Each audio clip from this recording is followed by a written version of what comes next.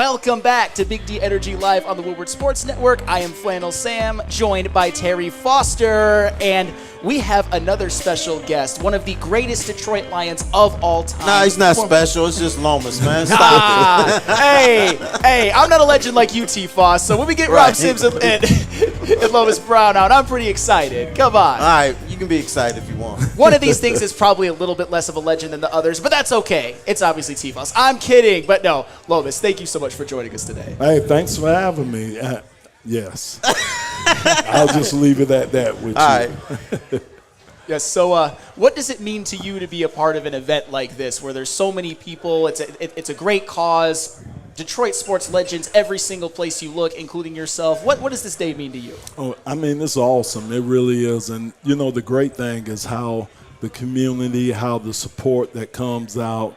And it's really great to see all the different guys that have flown in, all, like you say, the legends that are here, you know, the dignitaries, the organizations that have supported the Calvin Johnson Foundation for the years. And, you know, I'm not a golfer, so I just go out here. I just ride around, hang out, you know, shake hands, kiss babies. Yeah, oh yeah. You know, I don't want to shake babies out there. No, don't do that. You should be serving drinks out there, man. I should be. Yeah, you know, I might telling people jokes. Yeah, absolutely. Now, I think I talked to you about this. I had a conversation about you with Emmanuel Stewart, who is the great boxing.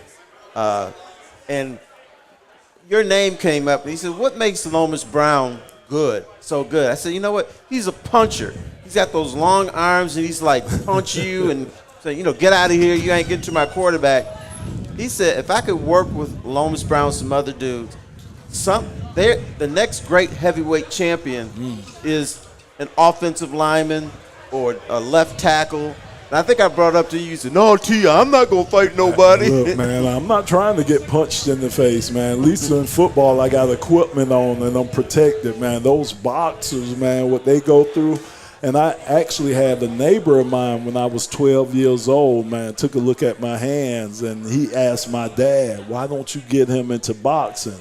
And I'm like, man, are you crazy? I'm not trying to go in there and trying to let nobody beat me in the face or the body for 10, 15 rounds. It was 15 rounds back in the day. 15 rounds, no. Oh, man, that's absolutely brutal. So, obviously, you were a part of some incredibly talented offensive lines back in your playing days, but how does this one that the Lions currently have, is this the best offensive line in Detroit Lions history? I think so. It's hard to, you know, it's hard to go against that. And, you know, I thought our line was probably one of the best lines, especially before, you know, the unfortunate injury with Mike Utley and the passing of Eric Andelsack. I thought we had a chance for our line to be compared to Dallas's line.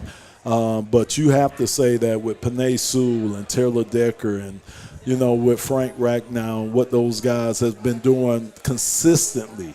And that's the key. You have to be consistent with it. You have some lines that come in and they do it for a year or two. These guys as a group, they've been doing it over the last 4 or 5, maybe 6 years. So I like what they've done, and I like what they're going to do for this season, because we all know that's where it starts and stops at, up front with the O&D line. No, that is true. That is the backbone of this team. But you guys, you're part of a group that made the last NFC Championship game, and it never went beyond that. Why not? I mean, again, that's a great question, but it was a lot of unfortunate things that happened. Again, we talked about losing 2 starting offensive linemen within months of each other. We talk about some of the inconsistencies in quarterback play, which we now know and we see is the most important position on the football field. You know, we talk about some of the inconsistencies in our coaching staff. As you remember, man, we went from the run and shoot to the silver stretch, to this, to that, you know. So we kept, and you had a weapon like Barry, and just to kind of see how football has evolved now compared to how it was with these offensive geniuses that you have calling plays and creating plays. It's just a whole different world. Now, Barry Sanders arguably could be the greatest running back in history. Here's my problem with what happened with Barry. When y'all got to the 10-yard line, you took him out the game. Mine too. Right. How I didn't like it either. I didn't like it. It didn't make any sense to me because, again, Barry was small enough to where, you really couldn't see him until he, popped out or whatever. And when you get on the goal line, that's actually an advantage. And, of course, we know his legendary leaping ability. So a lot of those, he could just leap. So I didn't like it either, Terry. I don't think we liked that. I can speak for the offensive line. We didn't like it either because, again, we felt that Barry would have so many more career touchdowns if we would have left him in there. And he could have been a weapon, I think a greater weapon inside that red zone. Now, you had so much respect for Barry that if he ran 30, 40, even 50, 60, 70 yards, you tried to run down there and help him up. Oh, yeah. Why was that the case? Because, again, we always said, the great Kevin Glover always said that as hard as Barry works for us, he should never have to pick himself up off the ground. And we meant that, and that was part of our pact that we were going to get there. Plus, if you let guys lay on top of them, guys were dirty back in the day, man. It'd be cheap shots. Again, sometimes that zaps the energy out of guys. But we felt that as hard as he worked for us, that was the least we could do is to get downfield and make sure he didn't have to help himself up. Yes, I love that. And that just shows what a great teammate you were, man. And I appreciate that. And speaking of yourself, you have a unique perspective that not a lot of former Lions have because you've had yourself an incredibly successful act after your playing career, being the color commentator alongside Dan Miller on the radio broadcast. What was it like watching this team this year from your perspective? It was so awesome, man. It really was. I mean, it was really awesome and everything to see this team and just how it grew, especially over the last 2 years, and just to be a part of that and just to see how these young kids, they didn't care. They didn't care, man. They didn't carry none of the baggage of the, that we had back in the 90s. They didn't worry about that. They didn't worry about, the only thing they worried about was setting their own trend. And kudos to Dan Campbell, that whole coaching staff, Brad Holmes, Mike Disner, all the guys, man, that makes this happen, man, because now it's a machine. And that's the one thing, and Terry can attest to this because he dealt with the top office, man, back in the day. Man, I think this is the best front office, one of the best front offices in the league, and I think how they run things, I think makes them one of the top teams and makes Detroit one of the top teams. We had great players. We had pretty good coaches. I think their coaching staff is a lot better than ours. But the front office, the communication between top all the way down to the players, I think is probably better than it's ever been here for the Detroit Lions. No, it is the best. In fact, at that time, the reason I didn't believe in you guys long term is because you were run by clowns. There you go. Am I right or wrong? Yeah, I can't answer that. All right. I know you can't say it, but you're run by clowns. Yeah. Well, and kind of along the same lines, what player from this current team, the 2023 team, do you think could have helped the 91 team get over the top the most? Wow. The 91 team, okay, I wouldn't say, because any other team it would be quarterback, but that's a great question there. We were pretty stacked. Maybe some more help in the secondary. Maybe. Well, a better secondary coach. How about that? Okay. Because I'll tell you the story. It would be the secondary. I was dogging the secondary, and I always used to get in trouble with you guys. So some of the secondary guys grabbed me, pulled me into a room, and said, "Watch this." They had a freeze frame that they were playing 13 yards off the receivers. And they said, what are we supposed to do then? Wow. Yeah. And who's the secondary coach was Wayne's brother. Yeah. So, yeah, I would say secondary. I would agree. I think if we had more help or, you had Benny Blades was awesome. But if you could have a versatile Brian Branch back there that you could play – in different positions. He could cover the slot for you, almost like a nickel. I think a guy like that could have made a difference on our team. That is a great segue because what can we expect to see from Brian Branch in year 2 after an Yes. incredible rookie season? Man, I'm telling you, man. So I'll ask this: who I'm most interested in watching going into this set is Jack Campbell. Okay. Because it kind of reminds me of Chris Spielman. You know, his first year, how Chris kind of struggled. It was almost like that dog in the meat market. You just chasing everything. And that's because the game moves so fast. And I tell everybody, it's a learning curve. I don't care who you are. You get in the NFL, there is a learning curve. You go through all the great ones. Barry Sanders, any of the great ones. Robert Porsche, all the great ones go through this learning curve. I went through a learning curve coming into the NFL. So, but I just think Jack Campbell is going to make the stride. He's physically there. I think the experience he got last year, so he's one of the guys that I'm really, really looking forward to meeting with. If you were playing today, if you were a young man, you would probably be going up against Aiden Hutchinson. How do you combat what he does? Effort. I mean, that's it. I mean, that would be the one thing. I would pack my lunch. I would have me a good pre-game meal because I know I'm gonna be in for a fight each and every play to the end.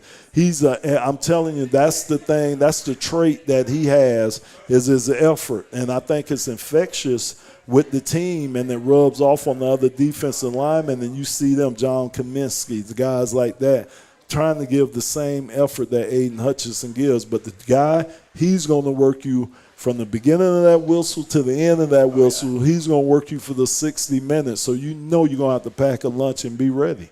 I love that. I'm definitely known as the biggest Aiden Hutchinson slappy on the network, so that definitely is a great tier, and everybody here can attest to that. I wanted to ask you about Giovanni Manu and Christian Mahogany. I want to see that. Yes. I want to see 6'8", 357 in real life. I want to see that in real life, what that looks like a man that size. I just want to see that. That is a big human being, man. So I'm interested in seeing how they're going to play him. Because I even heard some guard, and I'm like, wait a minute. Okay. If he could dip had that type of hip flexibility, he would be a killer in there at guard. It's just hard for me to imagine that his hips are that flexible where he could get up under some of these 3 techniques that he would have to block. But if he could, oh, my gosh, that would be an ultimate weapon in there. And actually, you should be in awe because this is the greatest left tackle in Lions history. Oh. We got into the argument about it. Because it's Lou Crickmeyer. Yeah. I said, this dude weigh 180 pounds. Come on.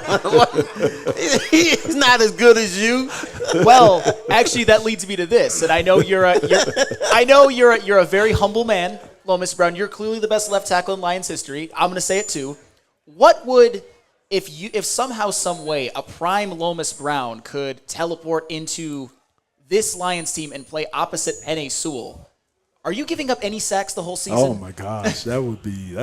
You know what? I'm telling you why it would be so fun, because I got a coordinator like Ben Johnson. Ooh. I mean, the dude, man, I would have loved to play. Thank you. I would have loved to play for Ben Johnson, man, because I know I'd have got me a couple of passes, which in 18 years I didn't get. He probably would have had the big fella on a reverse or two, probably a screenplay for the big fella, So I know I would have had something Ben would have worked up for me. Man, so just the creativity, again, that's what I talked about. And Terry knows, with our coaching staff back in the 90s, it just wasn't there. That creativity, just, the innovation that you see with how these guys call plays now. It just wasn't there back there for us. So, yes, man, I don't think we give up any sacks. I'm going to go on record to say that. None during the whole season. Man, I could believe it. Yeah, I wanted to ask you this, too. As a former player, as somebody who experienced some success, at least team success, but not quite what we saw last year or what we expect to see from the Lions, is there a part of you that has any wishes that maybe in the early 90s and the mid-90s that the Lions could have been a little bit better of an organization and maybe you would have experienced this kind of team success? Or are you just happy? No, Flannel, he didn't want to win a Super Bowl. Yeah. Come on now. I'm just saying. What we talking about? It's just a little bit of a conflict because you're You're the color commentator. I know you're excited, but is there any fear of missing out, or is it just happy for what they have now? No, just happy for Good. them because, again, like Terry said, I've gotten to the pinnacle. I was able to win the Super Bowl with Tampa Bay. Yes. I lost the Super Bowl with the Giants, too, so I know what it feels like, to get there twice, and there's nothing like it in the world. So, the first things I thought about when I won my Super Bowl, the guys I thought about were Kevin Glover, Barry Sanders, guys like Herman Moore, guys that didn't get the opportunity to, get a Super Bowl, to go to a Super Bowl. So I thought about that more than anything else. So, man, if the Lions get there, man, I'll feel like I'm part of it by being on the broadcast. But, man, it's something that, man, they've been, 30-something years since the last NFC Championship game till we got there this year. That's crazy, but hopefully they're there for the next 4 or 5 years because I think that window could be open that long. And, you'll get a ring. I'll You'll get a take tiny it. one, but you'll get a ring. And you know what? I'll take it. Okay. I'll sure take it. You get a ring for losing the Super Bowl? I didn't know that. Yeah, they call it the NFC or AFC Championship. Oh, yeah, I know about that. Yeah, okay, but that's what I'm saying. But, every time you look at it, you lost the Super Bowl. Right. There's nothing fashionable about that. Nothing. Yes, and I got to respond to this from John Macaroon in the chat. Man, Sam forgot Brown got to the NFC Championship with the Lions in 1991. No, I remember it wasn't as – you guys obviously got blown out, unfortunately. It was close at halftime, but you ended up getting blown out. And even Terry Foster said that he didn't believe in the organization back then like he does now with this team. So I knew that. But you guys didn't have a 17-point halftime lead. But to kind of piggyback off of that, what do you think of what the Lions were able to do in the offseason? And did they do enough to get over the hump to maybe where they go to the NFC Championship game? Maybe they play it at home at Ford Field and they win it.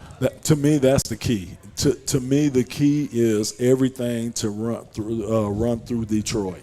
And that means getting the number 1 seed. You have to. And I think the Lions realize that. I think the players realize that too. So, every game will be taken on with importance because every game's going to count. So they know if it runs through Detroit, the likelihood the next game we'll play will be in New Orleans in the Super Bowl. So to me, I've had fans, what they did last year, the away games, man, it was something special. Every away game, man, and even though the Baltimore game didn't turn out the way we wanted to, and the San Francisco game didn't end the way we wanted it to, man, the fans showed up and showed out at every game. All right, we want to thank you for joining us, but it just shows what these people in Detroit think about the Detroit Lions. Yes, sir. They all in. Go Lions. Mm-hmm. Go Lions. Even when the Lions were bad, they were still all in. Yeah. Yeah, thank you so much, Lomas. Absolutely. It was an absolute pleasure. Absolutely. All right, home team.